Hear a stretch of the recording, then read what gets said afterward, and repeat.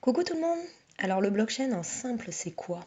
Blockchain plus intelligence artificielle plus deep learning, machine learning, etc. IoTS, DApps, contrats intelligents, pardon, etc. etc. C'est quoi?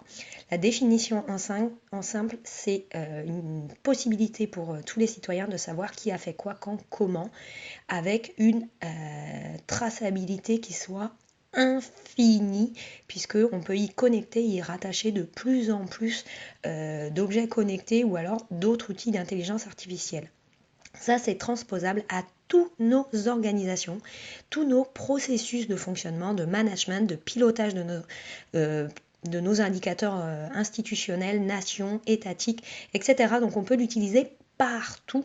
Et qu'est-ce que ça nous permettrait, ça, en opportunité majeure, c'est que ça donnerait la possibilité peut-être, aïe aïe aïe, aux citoyens de devenir eux-mêmes Big Brother, c'est-à-dire d'inverser la tendance.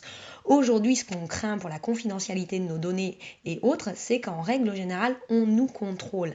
Mais eux, qui les contrôlent? Donc ces outils nous permettraient d'imposer que justement, nous aussi, on puisse jeter un coup d'œil et en fonction de la gestion du risque et notamment des responsabilités au plus haut niveau, eh bien, on ait une transparence qui soit infinie. Donc on inverse la tendance et c'est nous qui, grâce à ces outils rattachés à l'open source, pourrions aller consulter, auditer et nous assurer de la conformité, de la qualité, de la sécurité des actions mises en place, etc. De qui fait quoi, quand, comment, pourquoi.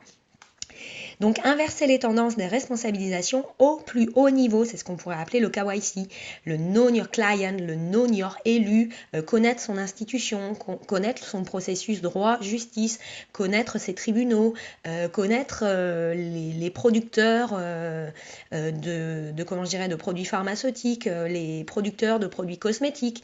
Ça pourrait nous permettre de connaître mieux nos élus, nos décisionnaires, de tiers de confiance également, quel avocat travaille avec qui, quoi, quand, comment. Et voilà, quelle décision a été prise, etc., etc. Également de connaître dans nos ministères qui fait quoi, quand, comment avec l'argent public, quel plan d'action curatif, préventive, comment est anticipée la gestion des risques, pour quel coût et quel coût d'efficience des actions mises en place, est-ce que vraiment on fait des économies ou est-ce que ça nous coûte cher? Est-ce qu'il faut repenser des actions, etc. On pourrait même aller plus loin et également renverser en fait la tendance et devenir Big Brother des décisions de la Banque Centrale Européenne, de la Fed également, qui fait quoi, quand, comment, quelle incidence à long terme.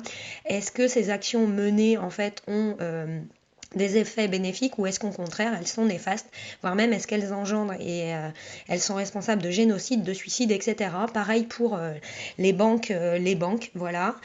Qui fait quoi, quand, comment, où est investi cet argent, les activités de marché, les activités de spéculation, combien sont mis, quels leviers sont mis en place et quelle est la responsabilisation liée à l'endettement. Donc ça éviterait aux gens de faire des bêtises parce que grâce à ces systèmes, chacun serait proactif dans les décisions et les actions qu'il mène parce qu'il saurait qu'à court terme, à moyen ou à long terme, il serait responsable. Voilà, producteur, payeur, responsable, pareil pour tous les producteurs alimentaires, cosméto comme je vous ai dit, le pharmaceutique, etc., etc. Donc on peut le déployer sur tous les systèmes. Allez, je vous dis à bientôt!